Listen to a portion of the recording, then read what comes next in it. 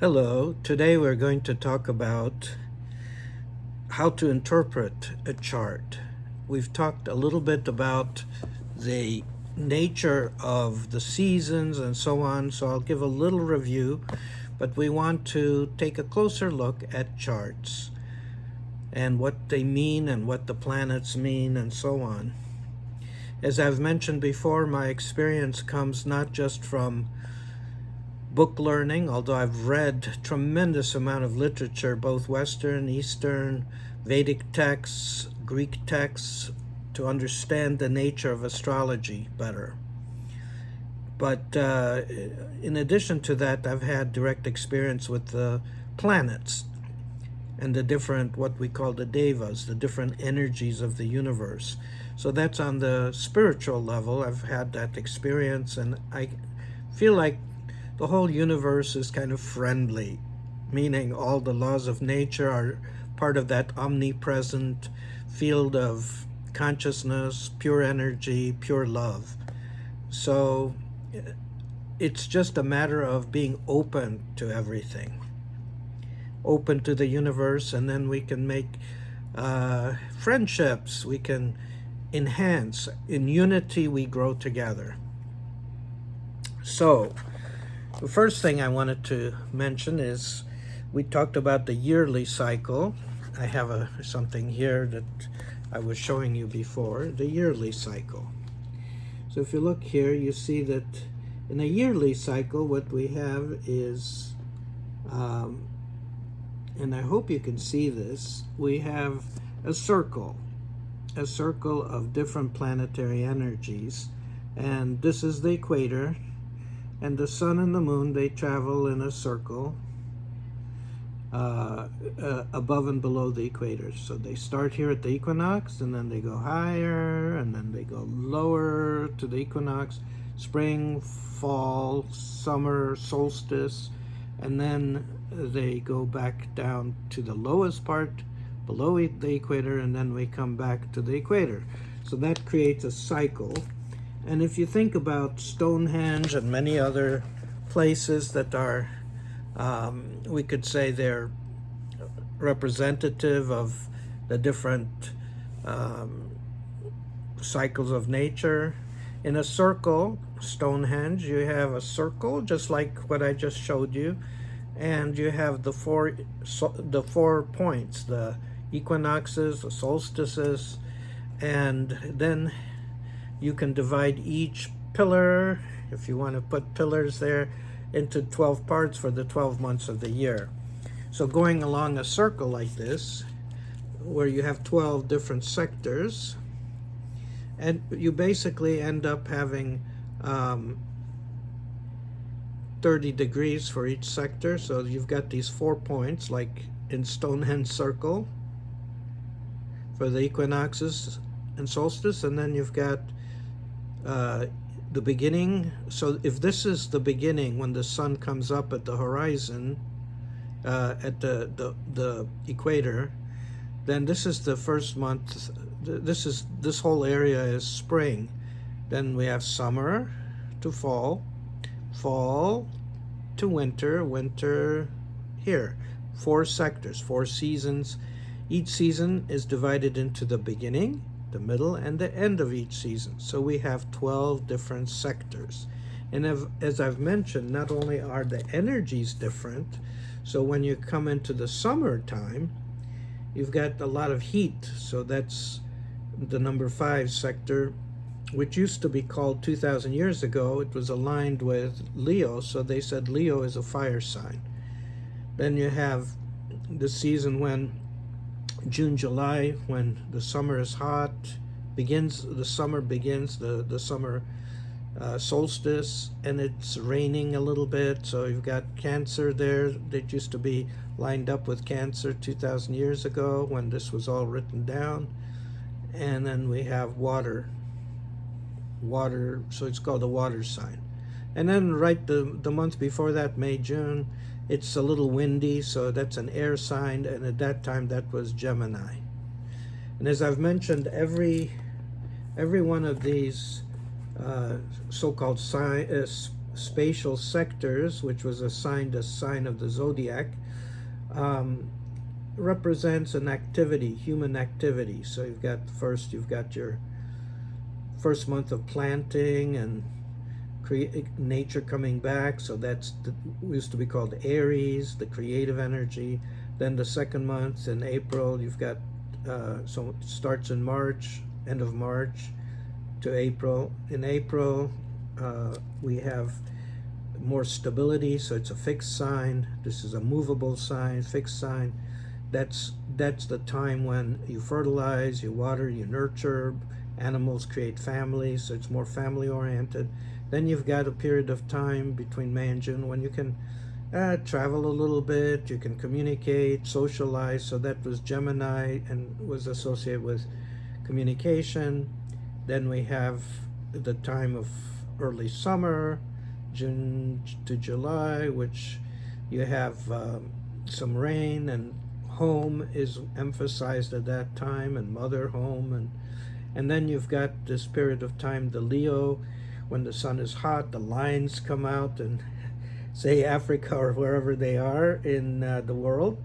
And then you have the time when kings used to hold court, so it's a very royal sign. There's a lot of sunshine, so there's a lot of activity. Then we have the time when we're approaching September here, where September to October kind of period when we're starting to think of the harvest. So everybody, the community spirit comes in. That was Virgo at that time, lined up with Virgo. And then we have the celebrations, the fall celebrations, Libra. So this was service-oriented, focused. That's why Virgo associated with focus and service and intellect. And then we had the Libra time, you could say. That's a time when people got together and they celebrated the harvest and marriages and romance and socializing.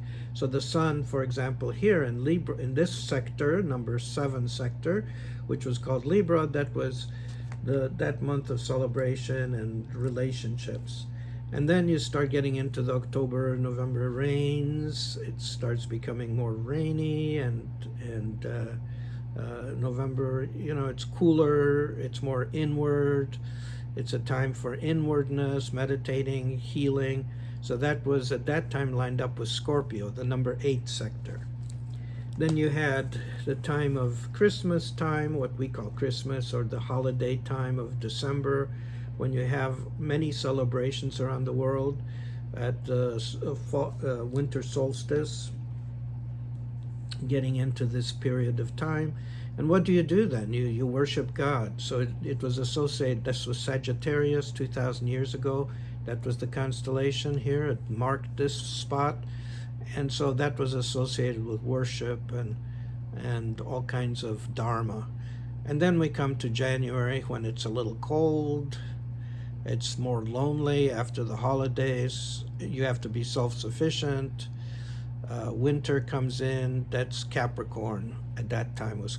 Then the middle of winter, you have community work, because you've got to shovel the snow. You've got to clear the roads. You've got to work together as a community to survive. So this was Aquarius at that time, 2,000 years ago, was lined up with Aquarius, associated with working together, humanitarian type quality. And then finally you have the last month of winter here, the number 12 sector, which has to do with silence and transcendence, the last month of winter before everything wakes up. So it's a very expansive, transcendental, silent, beautiful time of the year. And that was Pisces at that time. So someone born with the sun here would partake of that quality of nature, more transcendental, silent quality. So that created what we call Kala Purusha, the cycle of the year. Now the sages didn't just stop there. They said, well, what about if you're born a little earlier or a little later or in the month? And since those represented 12 months of the year, the sun travels along the circle of the circle above and below the equator, 1 degree per day. So each 30-degree sector of the 12 sectors represents 30 days. And we know that the lunar month is about 30 days. So it represents 30 days. Okay. 30 days each for 12 months, 12 lunar months. That's how they set it up. It was rather interesting. Now we come to further divisions. So what they did was they said, well, I want to know, not just the first month, this is spring at the equator, not the first month only. I want to know the first increment, the second increment, if you're born here, here, here, and here. So they divided each of these into 3 parts for the beginning of the month, 3 parts for the middle, and 3 parts for the end of the month, for a total of 9 increments. So if your sun is here, it's either in this increment, so it's either in 1, 2, 3, 4, 5 to 9. And that way they could be more specific about the qualities of the time you're born in. And that's true for any planet, wherever it was at the time of your birth. It might be in the, let's say the 100th increment and so on.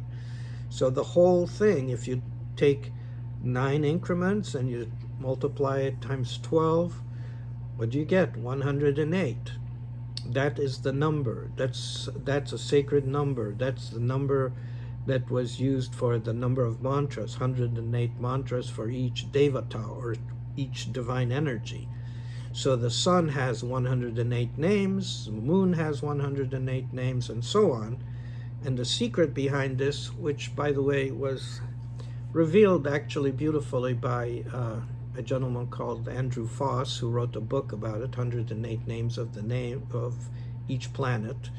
And this particular arrangement shows that when you're born, you could locate the exact name, the exact quality among the 108 names that corresponds to your nature. So this is another refinement. Now, how do you make this practical? Well, for let's say someone who is at night looking up at the stars and says, okay, well, which increment is my Venus in, or whatever, other planets.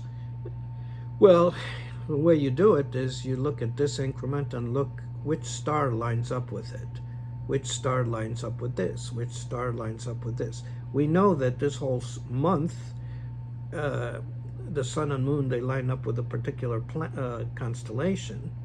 2,000 years ago, that's when they labeled it, that's when they said it.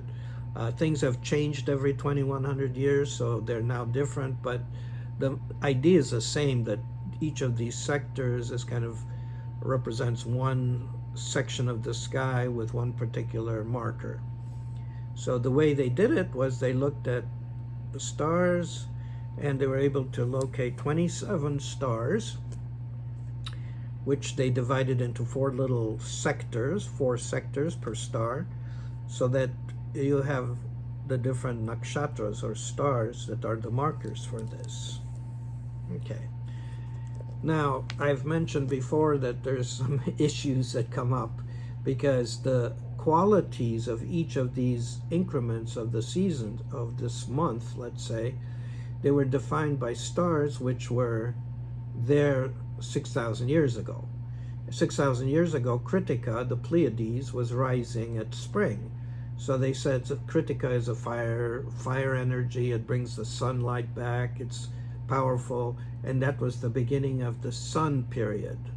If your moon star, where the moon was lined up with Kritika, then you'd say, well, you're a spring child. You're born at the time when the sun is coming back. So we'll start the first sun period, sun dasa. They called it sun dasa, sun period. We'll start with Kritika. Now, 4,000 years go by, and the people 4,000 years ago, which was 2,000 years for us, they wrote down the books and they honored those ancient texts, and they said, well, spring starts with Kritika, the Pleiades. That was no longer true. another star was there, Ashwini. But instead of giving Ashwini the same value, but it's the sun energy, it starts up the sun, period, the return of the sun, they looked at it as it was 4,000 years ago.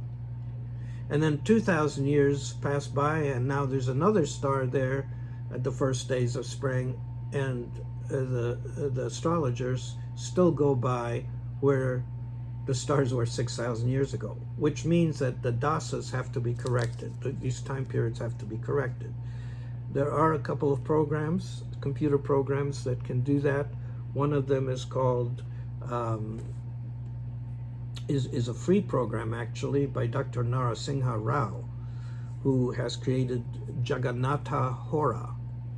It's a nice program, free, complete Jyotish program, Vedic astrology program. And he puts in the option intelligently of putting in any star as the beginning of the sun. So you can put Ashwini there if you want to go by this matrix, and you want to keep, you say Ashwini is the sun, or whatever, you have the option. Whatever star starts spring, we keep that. Okay, that will be the sun, period. And then it unfolds from there. So that gives you an idea about the nakshatras. And we're going to continue. We're just getting started. So hopefully as we develop all this, you start understanding the astrology better and better.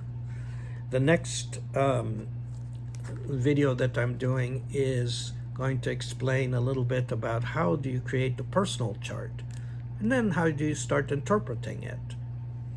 So till next time, I wish you all the best, and look forward to talking again.